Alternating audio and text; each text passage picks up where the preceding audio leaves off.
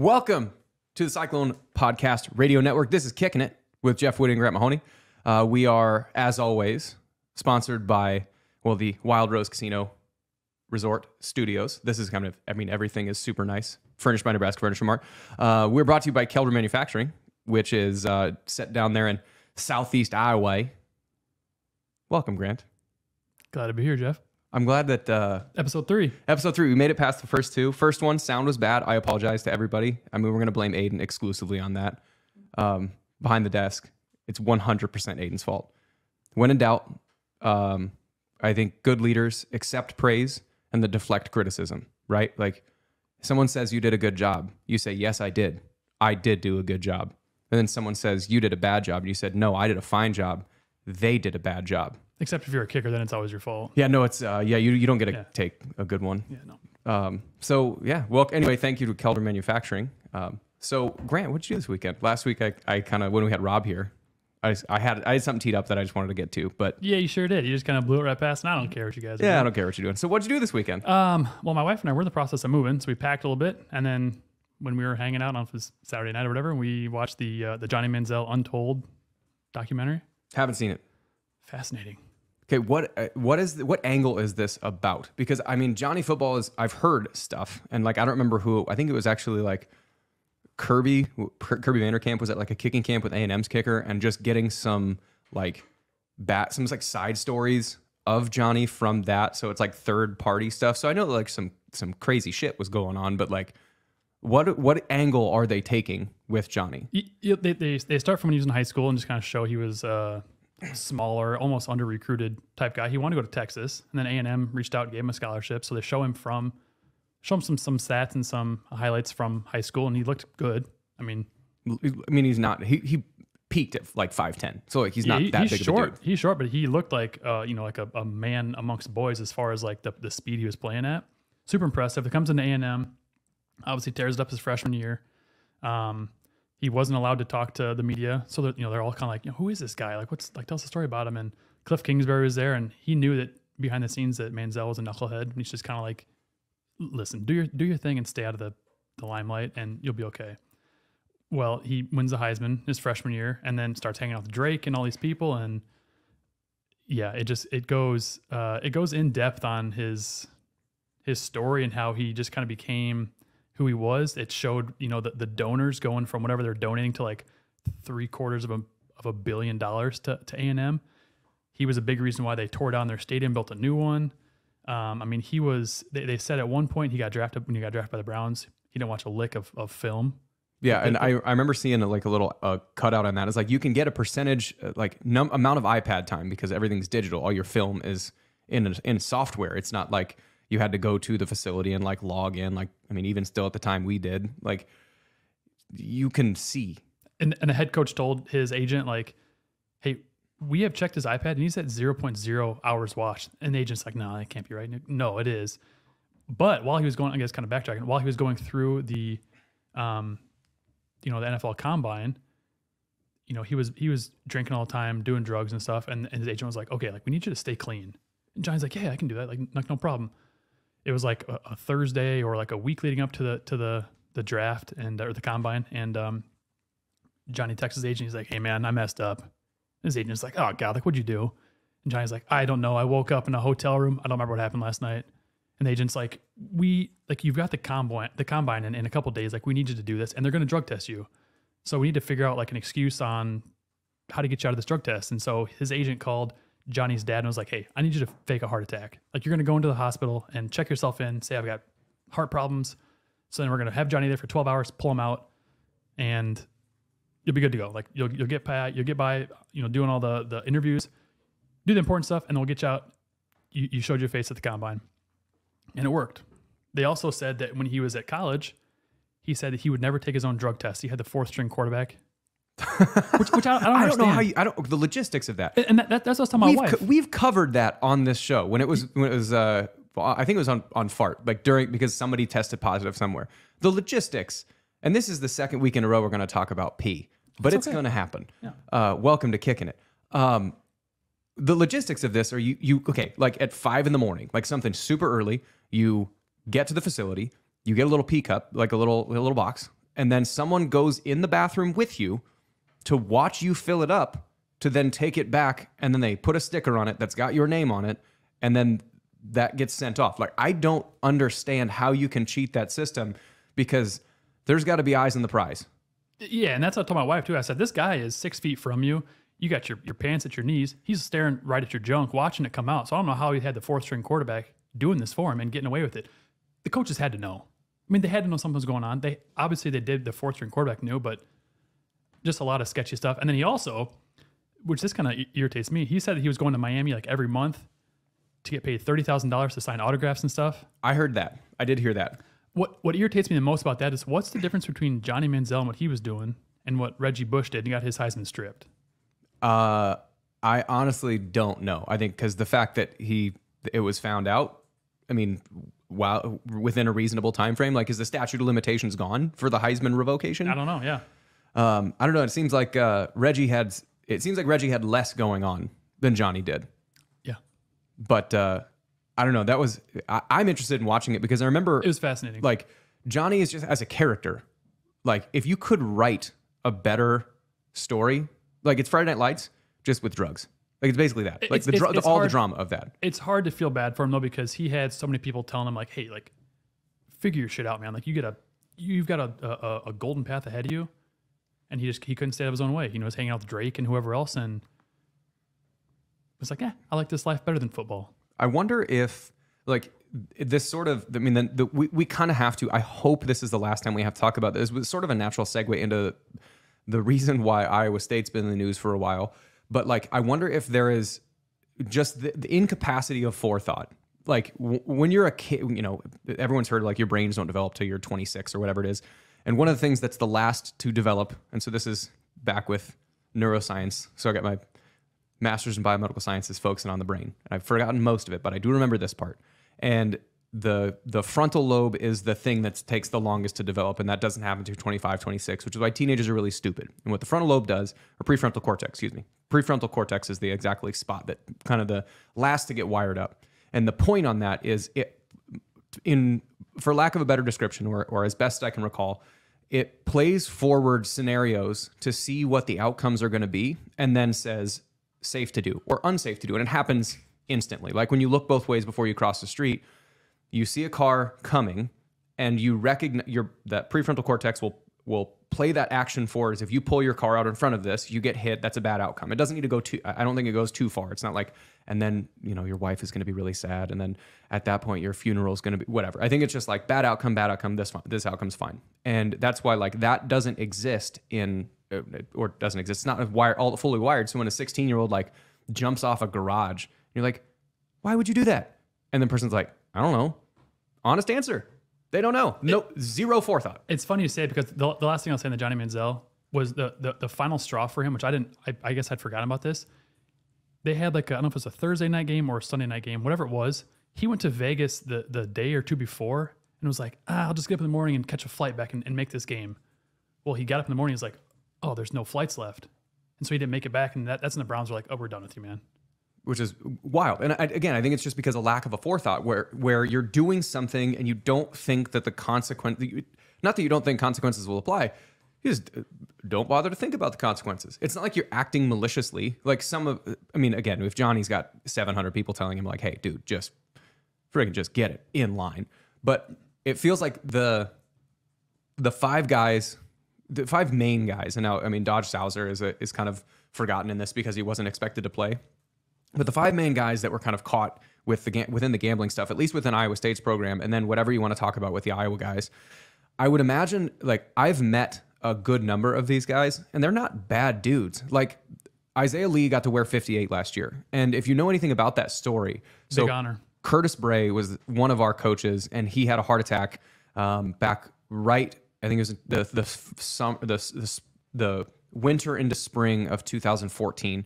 And every year since then, Corey Morrissey started it, and then the team and that defensive line group will sort of vote on who gets to wear that, because it's the best representation of Curtis Bray, which is, I mean, he's an incredible person, a terrific, kind, like, gracious, always, like, who is the best character individual that we have in this room. And that person gets to wear 58 for that year. So it was Corey Morrissey and then JD Wagner and then Ray Lima, and like those guys got to wear it, and everybody got to wear any 1 year, and like and Isaiah Lee were two of the guys that got caught up in this. And so like it's not that they're bad dudes, because clearly if the rest of your position group thinks that highly of you that you get to wear an honorary number, you're not a bad person. But the thought process going forward into this it just didn't exist. And it's sort of the question is, what were you thinking? I wasn't. Like, you think that the consequences don't apply. And like, it is still monumentally dumb in the same way that jumping off a garage when you're 16 is monumentally dumb.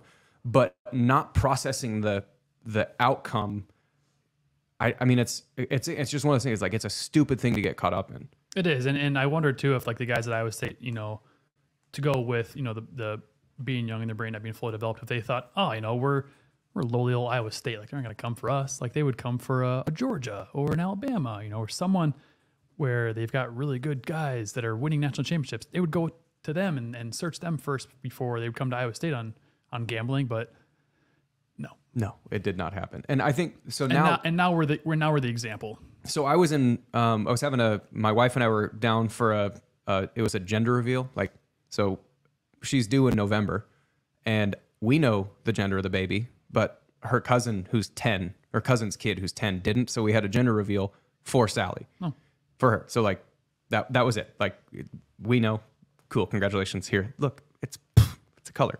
But when we were down there, I was with my uncle or with Aaron's uncle, riding in the car, listening to Sirius XM radio, and when we come back, we're going to be talking about the Iowa State gambling thing. And I was like, God damn it. Like, the national rate, like that's the national narrative on the program. It's bigger than just like right now and or just us and kind of talking about it. But I think a lot of the outside perspective on it is that, you know, because it's a very tangential way in, that everything is, you know, everything's on fire and everybody's caught up in it and whatever. And I don't necessarily think that's the case. Like, I would say that, like, to the best of my knowledge, they're done with anyone who is maybe there's like a backup long snapper that got caught up in this too, once the NCAA investigation comes forward. But it feels like the majority of what's actually happened has happened, which, if you're going to get caught up in something that is negative, now is actually a good time to have that happen, because come 2 weeks from now, we're all going to forget about it, because you're going to actually be able to lace up, go play, and have it happen. So I think one of the things we wanted to get into, because you got a little bit of information on the scrimmage. Neither one of us actually went to go watch it because I was in Georgia and you're moving. So we're not allowed to either. And we're not allowed to. Yeah, scrimmages are blocked off. So, yeah. Anyway, but getting some information, and we can talk about kind of the suspensions and the dismissals and the voluntarily leaving the team, what that actually means going forward, because I don't think it's as big of an impact as a lot of people are making it. Yeah, I mean, I would agree with that. And you know, I had a friend ask me this weekend, he's like, which of the starters do you think hurts the most? I was like, which of the starters from a 4-8 team do I think hurts the most? And I was like, I don't know. Because we weren't very good last year. I mean, not that we were bad. I mean, the defense was great. Yeah, 4-8. Obviously, the record was bad, but we were in, you know, we had 6 games that we lost that were within 7 points. So we were right there. A lot of young guys, which we've talked about. Mm-hmm. And I'm not saying like, you know, forget those guys. I'm not saying that, because obviously 1 year under your belt is 1 year under your belt of experience that your backup wouldn't have. So it's hard not to say that Deckers is probably the biggest one we're losing, but I think we are in good hands really at every position, and I'm cautiously optimistic. So I would say that let's just start on one side of the ball, just because then we can at least have some kind of conversation about this. So the less interesting side of the ball, at least in who's going to play and how they're going to play, is the defense, which kind of has been the case for a bit now, because the way that Haycock calls everything, they rotate a ton of guys. So there's going to be, even if you're listed as, quote, a starter, or if you're listed as, quote, a backup, that doesn't mean you're not going to play. Like, I keep coming back to this. I remember there was a game, and I checked the box score. I was like, man, there's been a ton of people that have played. There were 21 players that recorded a defensive statistic of some kind in one of the games. It was last year or the year before, which is sort of par for the course. Like, they will rotate, I mean, straight up hockey switch, like the entire secondary, and like leave one of the corners in to make sure that you have like Purchase or Tampa that's on the field at the time. but then they're going to sub everybody else out for an entire drive. And then next group, the one safeties go back in, but they're going to have a backup corner. And then the linebackers are going to be hockey switched out, and then they play. So it's not like there's going to be one group that is on the field all the time, which is why it's not like, that's why you don't hear much about the defense and the fact that they have been consistently good over the past few years. So it's not like there's much question on the defense, but there is a little bit of question because of Isaiah Lee not being there. It removes the depth a little bit at nose tackle, but I don't think that defensive tackle is a position they're super short on. So Dom Orange is a guy that we've talked about it. Dom Orange is a dude. Dude. He is. He's NFL good. Yeah, and I think he's what, 6'6", 330? He's like 6'4". Okay, so 6'4", 330 as a defensive tackle who's also getting recruited by a bunch of other places. So I imagine if he's not going to start, it's pretty damn close. He has to. I mean, there's no one else. Because you have Dom Orange and J.R. Singleton. I don't know what position the Auburn transfer, if he's a D end. I think he's a D end, or that, like, because they'll play that 3. I mean, it's like a 4-eye. So like he's technically a defensive end, but he plays more like a 3 tech. And I think that's because that's a position that any played. So like the way this defensive line is set up, just as like a little refresher for those that don't remember exactly. So it's a 3-man defensive line. We all know that. And there's 3 linebackers. We all know that. And then there's 3 safeties. We all know that. But the goal and setup of this, so the 3 defensive linemen, and this is where Isaiah Lee, the position that he would have played and where Dom Orange does play and J.R. Singleton does play, is they play a 0 nose. And 0 nose, while we're talking about offensive line and defensive line stuff, that means you're looking eyeball to eyeball with the guy across from you. So you're head up, eyeball to eyeball with the center. 0 nose, straight ahead. And then they play a shade would be a slightly offset of that. So like my right eye would be looking at your right eye, like just a little bit offset. So they play a 0 nose or perhaps a shade in certain fronts. Then one of the other defensive ends is playing more like a 3 technique. And a 3 technique, what that position, that person is located just outside the guard, technically, like the outside shoulder of the guard is a 3 technique. The defensive end that Iowa State plays, because it's only 3 down, they bump them out. So instead of being on the outside shoulder of the guard, they play them on the inside shoulder of the tackle. So that's one position. The other person usually lines up either head up with the tackle or even outside the tackle, and then they let the linebackers do most of the work on the inside. So that, I don't remember the exact position names. I don't really care. But the more interior defensive line, that's where Owazarike played last year. That's where MJ Anderson, or in 2 years ago, and it's where MJ Anderson played last year, because Will McDonald then plays the other defensive end, or that more of a pass rushery, true defensive end position. So where Iowa State's got a lot of depth, and I mean the names off the top of my head, I don't have them. I know there's several new guys. The Auburn transfer, there's number 11, there's a number 9. Eziogu. Yep. So those guys, they play the interior of that interior 3 technique style defensive end. And then there's the other positions. So the 2 positions that I'm not super sure of are the true nose, which is where Dom Orange and J.R. Singleton play, that 0 technique, head up nose, and then the speed rusher, because you have to replace Will McDonald. Who is going to replace Will McDonald? I don't know. Like, there's no one person that's going to do it, but are they going to have enough people that are going to be competent enough to do it? Probably. Yeah, and I think too, like you said, they do such a good job of rotating that, you know, losing Isaiah Lee it sucks. I mean, he was a 2 or 3 year starter. It does suck, but because we had, you know, Dom Orange had such, so much experience from last year, and J.R. Singleton's had some. I really think our defense will be fine. And Dom Orange, when he was in there, the dude was super disruptive. I mean, he just didn't know what he was doing. He was a big boy who's a true freshman. I mean, he didn't, which big body and who just kind of bullied his way through. So this is another thing, like a thing that I'm actually really excited. So football and random things this year we're doing with Connor Ferguson is going to host and try and keep me on track. Which, Godspeed, Connor. No, Godspeed. He's in the room right now. And then doing it with Colin Newell. And I'm really excited to talk to Colin and have him be able to communicate what this is like. But what's funny about being a true freshman defensive tackle, which is where Dom Orange was last year, everything happens so fast down there. Because if you are in the right spot versus being outside or out of the, in the wrong spot, you could be maybe 6 inches away from being in the right spot and be in the wrong spot. Everything has to be so exact because if I'm running full speed and a door is open by 12 inches, I can shimmy through that door. If the door is open by 6 inches, I'm going to run into that door.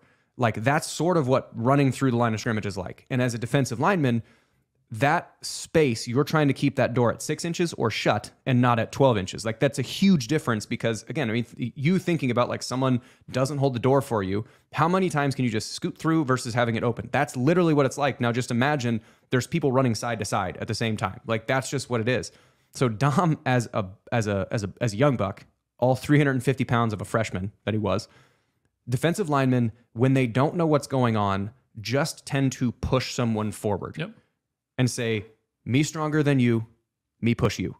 Well, the problem is now you've just opened not necessarily the door that I'm trying to go through, but the door right next to it. You've now opened that by pushing that guy straight out of the way. Now I'm free and clear. I can just go right through that one.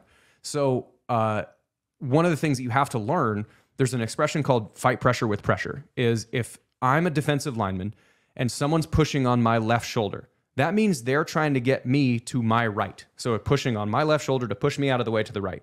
So that pressure, I need to push into that pressure because if they're trying to move me right, I need to not get moved to my right and I need to make sure that I stay to my left. That's a lot to react to. And the amount of force being pushed into you in high school ain't the same as being pushed by TCU, Baylor, Oklahoma State. Like that, it is a different vibe. And so when you have to match that pressure with pressure, you have to understand what does that pressure mean? Is it a combo block? Is it one guy? Is it whatever?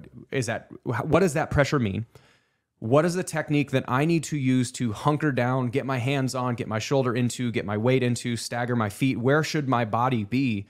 And then actually have the force and enact that pushing back into it.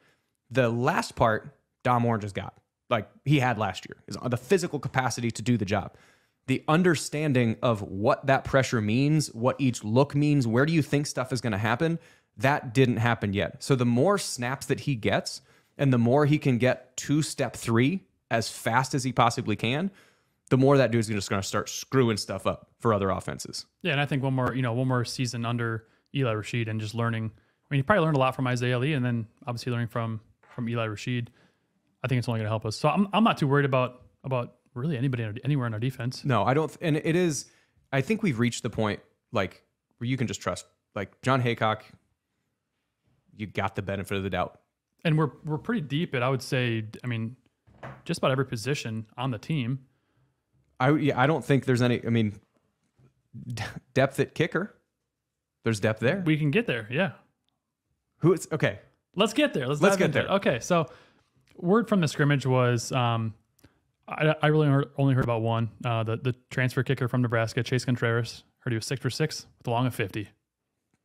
Okay? That's good. That's impressive. That is impressive. That also, to me, the great thing about that says that operations was solid because in a scrimmage, so like obviously, yes, there's pressure with a long snapper and a holder, but there's way more pressure on you because the mechanics that you have to go through have way more variables. And when you're in front of 80,000, that's different than being in front of 250 parents and friends and teammates in a scrimmage. But a long snapper to a holder, there's less nerves in that because there's just one thing to do. So being 6 for 6 with a long of 50, let's put the kicking aside, that is a good sign operationally that has improved. Mm-hmm. So what is the difference then? Like how much can you take from being a scrimmage 6 for 6 to transferring that to actually being in a game 6 for 6? As a kicker, you should have a short memory. So, I mean, every kick should be the same, should be, it doesn't matter if you're from the left, middle, or right hash.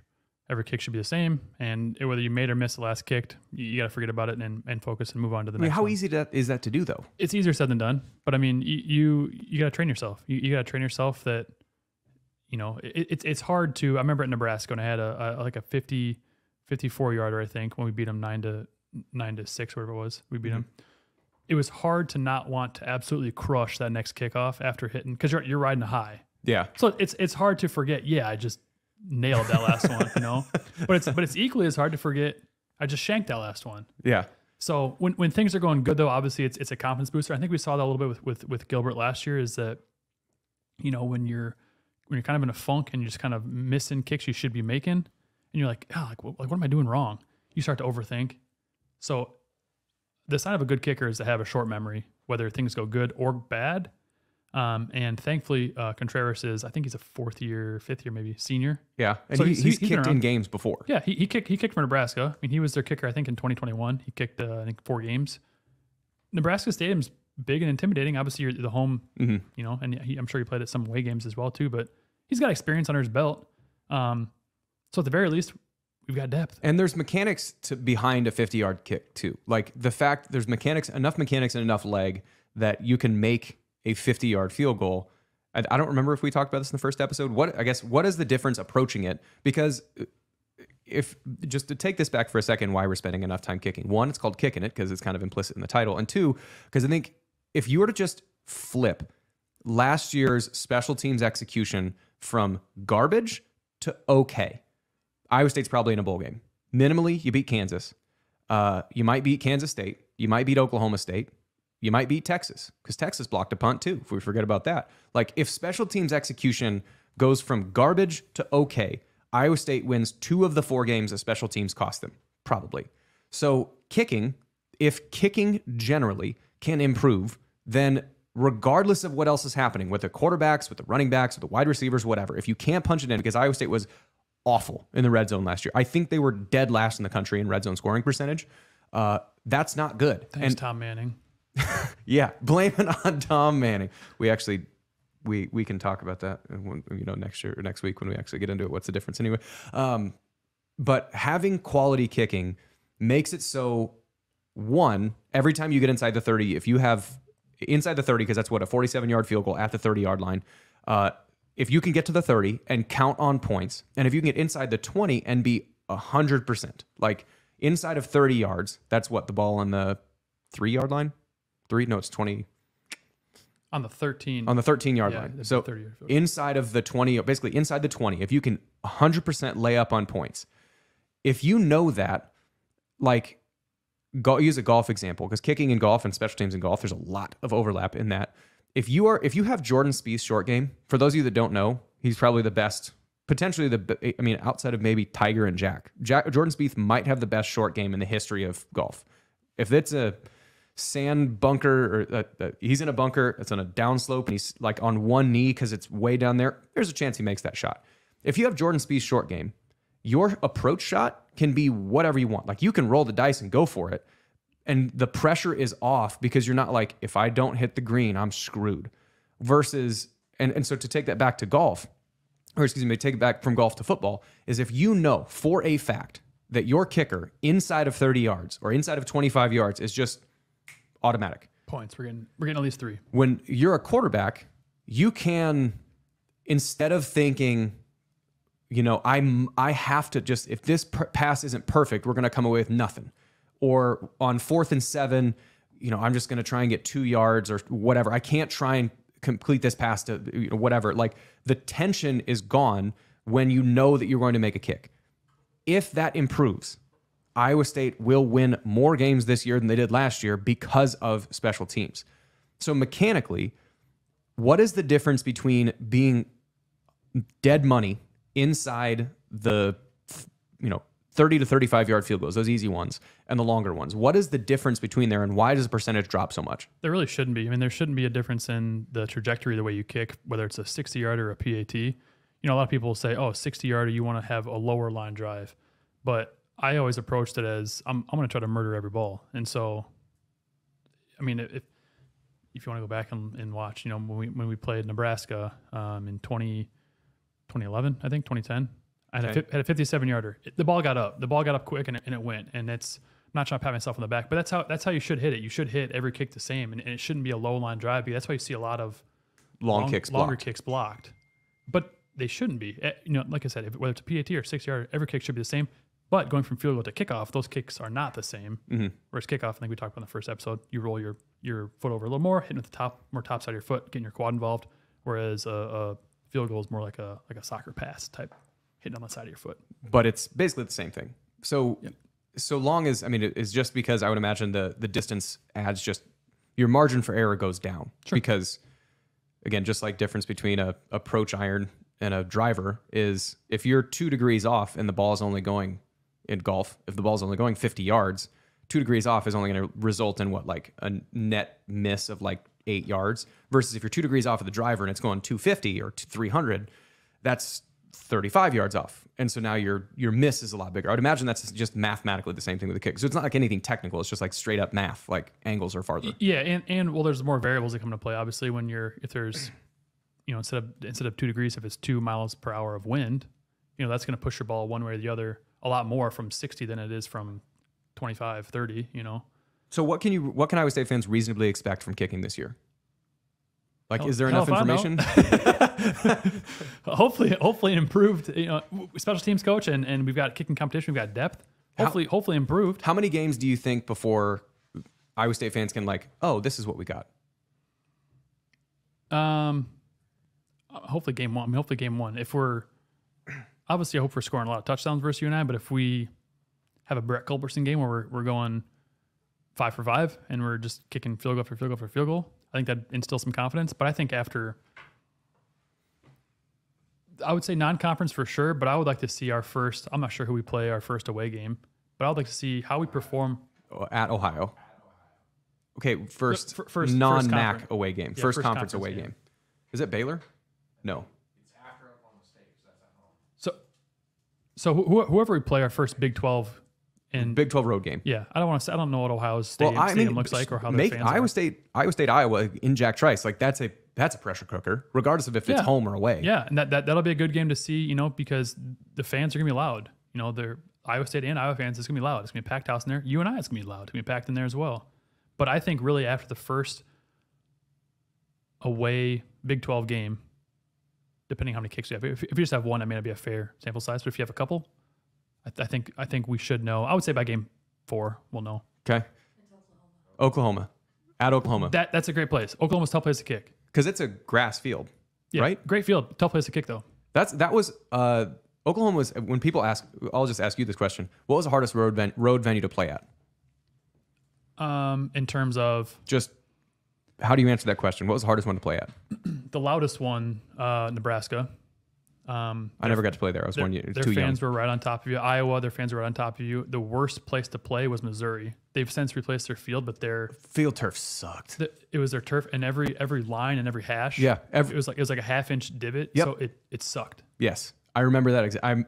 Oh man, Columbia. Yeah, we got buried in that game. I think when we played down in there, it was like 41-14 or something like that. I had a garbage time touchdown. Yeah, I scored in Columbia. Thank you. Getting sarcastic applause from Aiden.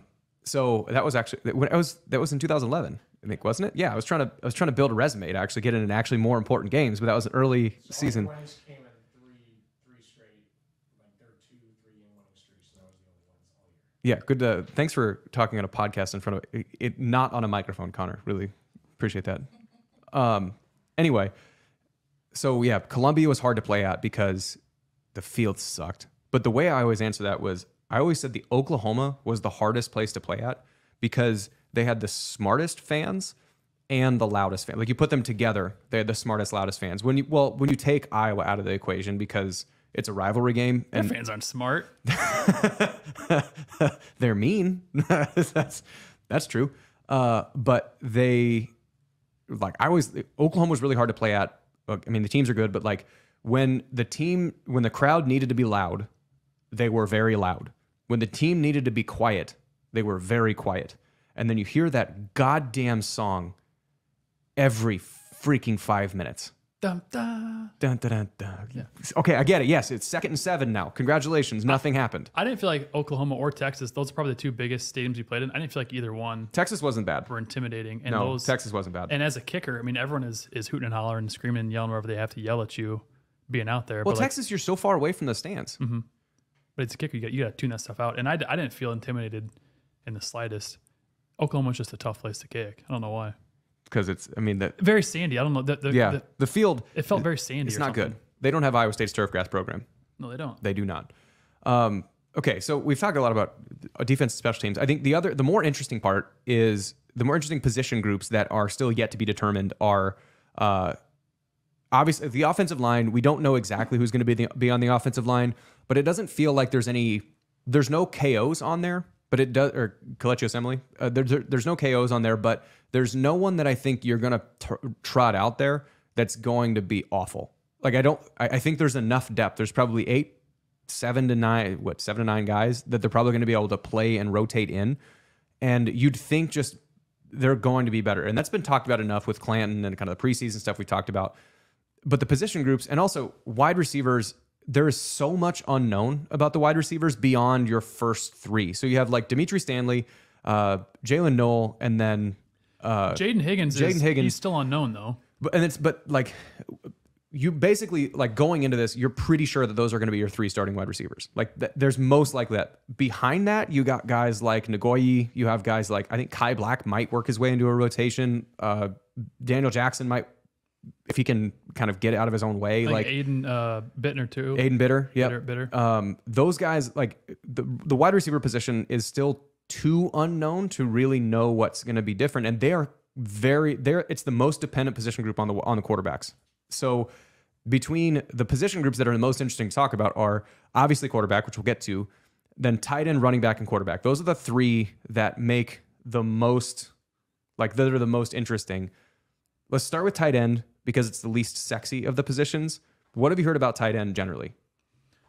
Well, I mean, Campbell had mentioned a couple years ago that Easton Dean was maybe the most talented tight end we had in the room, and that was when we had Charlie Kohler and Chase Allen in the room at the same time. So now's the time for Easton Dean to step up with Hanukkah being out for however long he'll be out for. But we also have, we've got some young freshmen too. We got the kid from Johnston, Tyler Moore. We got the kid from Wisconsin as well too. Can't recall his name. You got Steve-O too. Steve Klotz. They've got young guys, and the name that keeps popping up is Ben Brahmer. I mean, that's what I heard in the scrimmage. I heard that dude can run and catch. He's going to play. They're also huge. They are huge. Like that position group is huge, which it's huge in both number and physical size. Like I think there's probably 6 guys. I mean, without Hanukkah, maybe 5. But like you've got 5 or 6 guys that are legitimate, every bit of 6'5" plus and every bit of 260 plus. I mean, those are Steve Klotz is like the light guy at like 6'4", 255. Like he's the little guy. And so I think the offense, when you lose Deckers and his ability to just absolutely sling it down the field, you lose out on that kind of drop back, we need 4 wide receivers and go. And when you bring in someone like Rocco or JJ, which we'll get to, you're going to probably need to play a more run-first style and or more like the basketball equivalent of having a set, like in the NBA, where you have like a 7'2", like Boban Marjanovic at center, and then you have another guy who's like a 6'11" post, like DeMar DeRozan or something like that. Like you have those 2 guys, you have 2 big guys, which is going to slow your offense down, but the entry passes are going to be shorter, or like your passes are going to be shorter. You're not kicking the ball all around. It's like, we're going to give it to one big guy, turn and shoot, get an easy 2. And it feels like the passing equivalent of that might happen this year with 3 6'7" tight ends. You're not going to be throwing it 70 yards down the field. You're going to be completing a 7-yard sit route to the outside shoulder of a tight end who's matched up on a smaller safety. I think we're going to see a lot more 3 tight end sets this year than we did last year. Because you have 3 tight ends. Yeah, we've got a lot of talented tight ends. I think this tight end room is the most talented tight end room we've had since our Fiesta Bowl team. Since the Chase Allen, Charlie Kohler, Charlie, and Sainer. Yeah, Sainer. And even I think Steenbuckner was on that. Well too, but he's fullback technically. Long live the fullbacks. Smasher. Just hey, you go run into stuff. So the tight ends group, it just feels like they're big. They're still yet to be kind of proven. The position group that I'm the most interested in is the running back room. And like I tried to find the exact statistic. Connor tried to find it. Aiden tried to find it. But I think the person that needs to be good this year for Iowa State to have a really solid offense is Cartavius Norton. And he's a big dude. His top end doesn't feel like it's as high as Eli Sanders or Abu Sama or whomever else is going to be back there, Arlen, 33, new tailback. Arlen Harris, or even Carson Hansen. So like top end speed isn't that big. The statistic I was trying to find for the 2021 season, Breece Hall, who is a freak. Like you're not going to find a Breece Hall. Let's take that off the table. He is as successful as he was because he's Breece Hall. But he had 1,493 yards rushing and 23 rushing touchdowns. And I bet if you were to go through and count the number of 20+ yard rushes in that season, it's probably about a dozen, maybe 13. Well, he had more than 150 carries. Let me see how many carries he actually had in that year. So, Breece Hall attempts, 253 attempts. If let's say on the high end, there was 20-yard plays. That means 233 of those carries were less than 20 yards. Top end speed is substantially less important at running back than people make it. And so like, that's not saying Cartavius Norton is slow by any means. Like dude is still a freak athlete, but he's like 6'1", 230. If you have acceleration at running back, can you get to your top speed? Whatever that top speed is, can you get to your top speed in 3 steps? If you can get to your top speed in 3 steps, that top speed doesn't have to be crazy high. Jerome Bettis is a Hall of Famer. Jerome Bettis wasn't running away from anybody. Emmitt Smith, Hall of Famer. He wasn't running away from many people. It's because they have great acceleration, great vision, and the fact that when you hit them, they don't fall down. And so Cartavius Norton, especially with this heavy tight end set, with a quarterback, which we'll get to, again, we'll tease that, we'll get that in a second. If Cartavius Norton is good, and he can be decisive, he can stay healthy, he can be the guy who's going to guarantee 4.5 yards a carry every single time you get him the ball. If you can guarantee that you're going to be 1st and 10, 2nd and 5 or 6, 3rd and 1 or 2, every single time, you will win a lot of games if you can average that every single time. Top spend speed, not as high. Sama, Sanders, faster. But it doesn't, the opportunities you have for those huge runs are so few and far between that you need someone who has acceleration, power, and balance. And Norton has to be that guy this year. I think Norton's more built like Montgomery, where no one's going to say that he's going to run away from anybody. Right. He's not that he's slow, but he's not. His top end speed is not Breece. It's not Breece's speed. It's not. Right. It's not Kenny Nwangwu's speed. It's he's a shifty between the tackles, and he's going to get you. He's a 4.6 something. Yeah, and that's I think that's very much what Norton can do. And then we bring in Sanders, who, to David Montgomery, Kenny Nwangwu to David Montgomery was the plant and go, the speed guy. Get him on the outside and go. And I think that's what Sanders is. I think that's what we can see from Abu Sama as well too, and maybe even Carson Hansen. I've heard that both of those freshmen look good, and that Hansen might be playing in the slot a little bit. He was Minnesota's Gatorade Player of the Year. Yeah, at least 1 year. Freak athlete. Yeah. The thing that I'm interested. So Arlen Harris, to me, he's a wild card. He's a wild card, and I think so. I watched it. I went to the spring scrimmage and kind of watched a little bit of him. I don't know if it's a body mass thing, but he runs at 100% speed all the time, which is sometimes good, sometimes not. Where if you need to wait for some stuff to develop. And because he's running at 100% speed, every collision is his max collision that he's got. And sometimes that works and sometimes that doesn't because he's not that big. But I think because he recognized, relatively speaking, not that big for a running back. He's still like 6 foot or 5'11", like 205. Like that's still a big human, but it's not big for running back standards. So I think Harris, to me, he's going to have to find a niche to fall into because you have a Sanders, Sama that are going to be straight. If you need a straight line guy, if there are plays that call for that, whether it's anything outside or if it's 3rd and 14 and you're going to try and give a draw and just hope that something happens, that position feels like there's two guys that are better than him at that. And Norton is the more between the tackles, and there's a guy that's better than him at that. So he's kind of the second best at everything. Now that might be enough to get him on the field, but to me, the jury's still out a little bit on Arlen Harris because I didn't see that he saw it well enough because if your eyes can overcome a lot of physical deficiencies. I am the kind of quintessential example of that. It was big enough and I had decent acceleration. It was fast enough, but knowing where I was going and being able to read what was going on is the only thing that got me on the field. I was the slowest running back in that room. And I wasn't even I was strong, but I wasn't the strongest person in the room. It was just the fact that I knew what was happening, and your eyes will fix a lot. So depending on what his vision is, that's sort of the thing, sort of the thing that might come in and out. And that's also the thing that Sanders has to improve upon the most from last year to this year, because physically got everything there. His eyes just didn't put him in the right spot most of the time. Yeah, and I'm curious as well too to see how the running back room shakes out, because we do have a lot of, Norton. If he can stay healthy, and that's his biggest thing. We also only have 1 year, true, of him on the field, and it was not healthy. So like I don't want to say he's like injury prone, but he just had one. Yeah. The last thing we can talk about to me is like without Deckers, and they haven't named a starter. Obviously, you've got Rocco Becht. You've got J.J. Cole. Those two are very different in the way that they approach it, but they actually end up in a pretty similar game plan, which is actually closer to what Iowa State and Matt Campbell have wanted to play in the past. And like the example is, it's Brock Purdy, man. Like Becht and the comp is Brock. But that's unfair to him. It's unfair. But what that means is that let the game come to you. Like the best way a quarterback can, like I remember I was talking to Sage Rosenfels at one of the spring practices a couple years ago when they were trying to get Brock to operate out of the pocket more. And Sage had talked with Brock, and Sage was recounting this story to me. And it was Sage talking to Brock, and he goes, "Who's faster, you or him?" Pointing to Deshaunte Jones.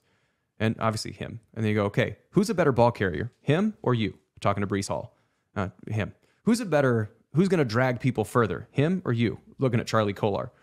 And saying that like your job as a quarterback is to get the ball to them as quickly and efficiently as you can to let them go do stuff. It is not on you to make the plays. It's on them. Your job is to get it to them to make the plays. And that's the style game that Becht and JJ play. They go about it very differently, but that's the style. They're not trying to make a play. Deckers last year tried to make plays. He had the physical ability to do it. He just didn't necessarily execute in the same way. So this year, whether they end up with Rocco or JJ, you're likely to see a lot less. The ceiling feels lower in that any one play is not going to be a 70-yard bomb touchdown, but the floor is much higher in that you're less likely to see a far side, so right hash throwing it to the left sideline on a 10-yard out. You're less likely to see that, which is a pick six waiting to happen. Yeah.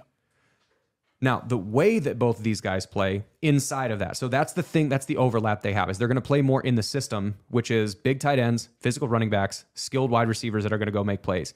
That's the way this offense is going to operate. So it's going to feel a lot more like the 2020 and 2021 teams, and the 2017 comp is always there. So Rocco plays in a style like Brock, where he's more athletic. He will improvise some, but he wants to stay on script as much as he can. The thing that I like about Rocco is that dude will talk some shit. Like, yeah, when you watch him in practices, he's going to throw a touchdown to some, and even whether it's, I think Tampa is the other, like on the TJ Tampa, like is the, from all I've heard, is like the quintessential shit talker. Like, throw a touchdown to somebody, he's going to run past TJ Tampa, pointing at him the entire way on his way to celebrate with his teammate. Like, and I like having a quarterback that'll talk a little bit of shit. Like Arnaud did it, Jared Barnett did it.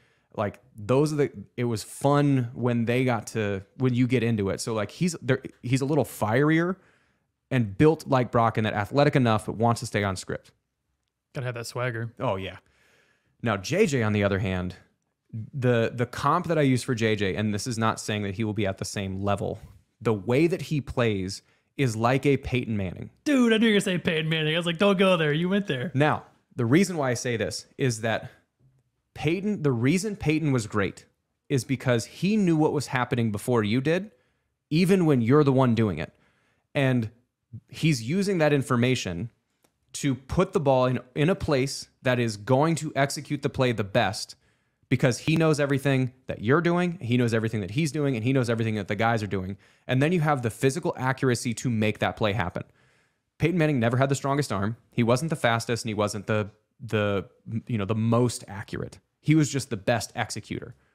That's the style that JJ plays. Now, granted, I am not saying that he is Peyton Manning. Please do not say that. And if there's some like a hate listener from like the Iowa message boards, someone's going to say like, oh, Someone's saying he's the next Peyton Manning. All right, Connor's already tweeted out. It's great JJ Cole's the next Peyton Manning. Lock it in, put it in stone. But that's the way that he plays. He's very accurate. He's back foot's down, ball's gone. Back foot's down, ball's gone. Or he's up to the line of scrimmage, surveying what's happening, saying, wait, we got a linebacker that's unaccounted for. I need a tight end to have outside leverage. Hey, whoever, move in 2 yards. I need you inside leverage of this. And like, he's going to direct everything because he sees the play happen before it happens. And then from there, it's accuracy and a big enough arm to get the job done. He needs a lot of snaps to get to that level. So in time, JJ will probably be the starting quarterback at Iowa State for several years. Is that going to happen this year? I don't know. Because if Peyton Manning didn't know what was happening, he's not the smartest, or he's not the smartest. He's not the biggest arm. He's not the most athletic. He's not the most accurate. He's just a guy. But because of his brain, that's what makes him the best. So that's the style that JJ plays. So I would expect Rocco to start game one. And even if it's this whole season, fine. But if JJ does play, there are going to be some lumps taken early because he's going to guess wrong. He's going to read wrong of what's happening. But then by the time he gets that mental catalog of enough that's going to go in there, that's where that 4-star, 5-star talent shows. So for those that haven't seen JJ play, he's one of those guys. It's using Decker's the ceiling and the floor. He's the kind of guy who's sort of like I'll use it like Monte Morris in basketball, where you look down at this, or Tyrese Halliburton's a better example. You look down at the stat sheet in Tyrese Halliburton, like, shit, he's got 27 points, 11 rebounds, and 9 assists. What? How did that happen? Because he's just in the flow of the game. When JJ's at his best, you're looking down being like, he's got 407 yards and 3 touchdowns. What? And 6 rushing yards? He can actually run, but like, how did this happen? Because you don't notice any one giant play or any glaring failure or anything like that. It's just 10 yards, 14 yards, 6 yards, 22 yards, 6 yards, smart incompletion out of bounds when there's nothing there. Or, that's the kind of offense that he's in his best at, is you look down and you're shocked at the statistics that he's pulled out. I think, it's ironic that Brock is with the 49ers, but I think we need to be the college version of the 49ers, where we've got a stout defense, and then Brock is essentially just a facilitator for the 49ers. Right. Get the ball into Debo's hand, into McCaffrey, into Kill. Get the ball into the playmaker's hands and just be a facilitator. And I think that's all that JJ or Rocco need to do. You're not gonna win the game on one play. You're not gonna make huge plays every time. But if we can dink and dunk, or just make our way down the field and be smart with the ball, take care of the ball, and get the ball into the playmaker's hands and let them do the work, I think that's the recipe for success for us. And then let the defense do their thing. Yeah. I think there's one lesson that I think as a kicker you probably got, which it takes a little bit for like maturity to happen. And for those that are watching the video, you can kind of see this. Is my father-in-law has one of these things where he'll do this, which is taking his kind of finger and making a circle around your head. And what that means is the world doesn't revolve around you. And that is in the context that he's talking about it, that is an incredibly freeing thought. Because what that means, so let's take it out of a football example. You're in a business meeting, not even a big giant one. It's like your manager is there, a manager that you see all the time, and you say something like, "How was your weekend?" And you say it weird. In your head, you're like, "Shit, that person thinks I'm such an idiot. They think I'm so dumb." You know what they're thinking about? Nothing. You're not in their brain. They are not processing you at all.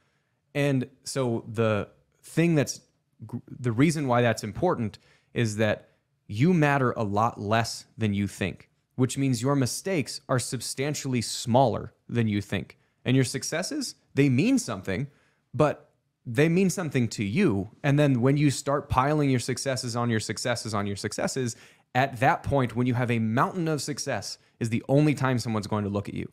Now, why am I bringing this up within quarterbacks? There will be interceptions. There will be fumbles. It's going to happen. But the world does not revolve around you. When it happens and you go, "Oh, shit. Okay, next one." Like, all right, I'll go make the next play. You're talking about like with a kicker. You miss a field goal. World doesn't revolve around you. Okay, yeah, 3 points are off the board, but there's 21 other dudes in the field. My high school coach used to tell me, he's like, "Hey, if you go out there and kick a field goal and you miss it, oh, well, our offense failed. They should have punched in the end zone. We shouldn't have relied on you, which is really kind of my high school team was terrible. I mean, we were 3-21 as I left high school. So it's a very much a loser's mentality. But at the same time, it's like if the offense would have done their job, it would have scored a touchdown. But at the same time, as a kicker, you got to make the kicks. Yeah, you got to make the kicks. I think this is hopefully the last week that we don't have. I mean, we're still talking about kind of position previews. We have one more of these until we're actually talking game week, which feels fantastic. We're almost there, everybody. Well, one last thing I want to talk about is this kicker who's trying out for the Saints, who's trying to make the Saints roster. Have you heard about him? No, please fill everybody in. So his name's Brent Bloom. He is 5'7", 150 pounds. No, his name's Blake Groupie. He played at Arkansas State for 4 years. Decent stats. And then his COVID year, he played at Notre Dame, and he was 14 of 19. He's 5'7", 157 pounds. He made a game-winning kick for him in their preseason game. The Saints? Yeah. But he had tweeted this out. It went away. He basically got mistaken for a fan. So I got it right here. It says he tweeted out, step 1, get questioned walking onto the field pregame for not having credentials. Step 2, hit a game winner. Step 3, get stopped by security thinking I was a fan when trying to walk out of the player exit. So this guy's tiny. I mean, he's a little, he's short and he's small in stature. He's, like I said, 5'7", 150. But just that's your feel-good story of the week.